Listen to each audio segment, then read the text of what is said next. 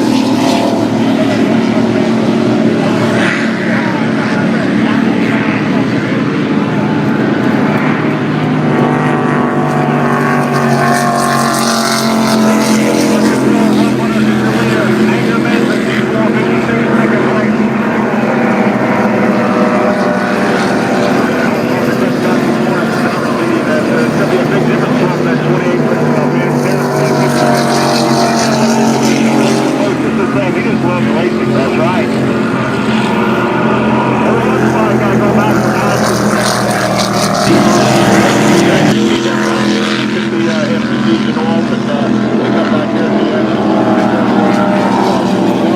Third place now, they were leading Jimmy Jensen and Bobby Seidel from Big Pine Key. Now we got a real race though between the Hulk and Talbot.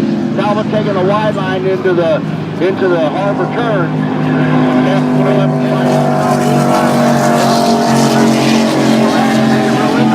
In the harbor turn. I can tell you this, the SBI staff was over there and they tore down Talbot's outboard motors and really looked at them because they've been so fast all year, but everything is cool. It looks like a pile of junk over there, parts all over flying. It looked like it was Billy Glick's junk car. But everything was fine though. Okay, Hulk on the inside line and accelerating just a little bit. Talbot went around the outside and they're trying to push him on the outside line. This is going to be a drag race all the way to turn one with these two boats. This class so evenly matched. The catamarans, as we said, 28 to 32 feet. These two boats are both sister ships. They're 32-foot Doug Wrights with the twin Mercury 2.5. They look pretty special. That Brian forehand runs out with no fear. That's a newer technology boat, that Outer Limits multi-step. It's designed to run flatter. And you see footprint, which is a main position.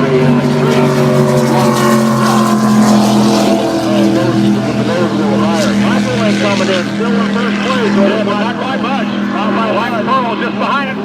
Second Amendment also coming up. It's a great battle, three-way battle as they go into the inner harbor. Oh, absolutely not. Running ragged as they head back in. Their race day is done. 107. That's a shame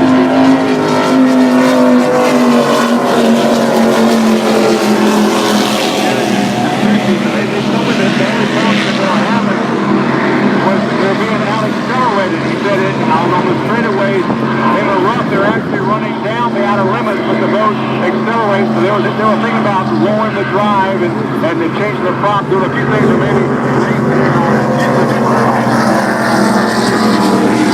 acceleration is going out. I talked to him as well. And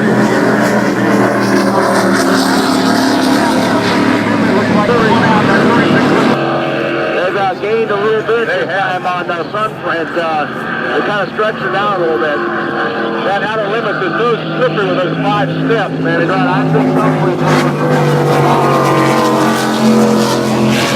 Well, we've got plenty of time left. Want to welcome everybody down here. We are broadcasting from the already starting out to be a very exciting day down here now. Black Pearl's got in front of Micro Lane. Black Pearl has made up quite a bit of distance, put about 10 boat lengths on Micro Link on that lap. Hey, here comes Executive Amendment from back up and right there.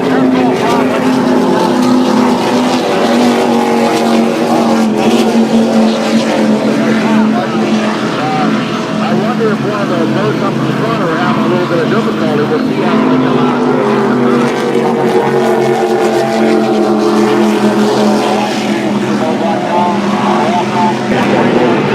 Especially coming into the harbor that day. Yeah, he left the other line there, bring it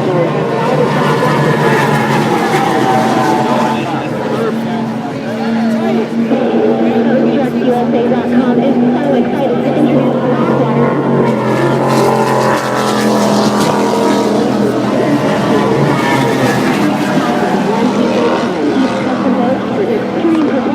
a great height. in turn, and they still maintain the inside, swinging wide, trying to swing out there and hang on. And now they rough. Microlink loves the rough because he's an endurance boat in Europe. yeah, that's a 38-foot Phantom. Boy, that's Harbor Turn. Big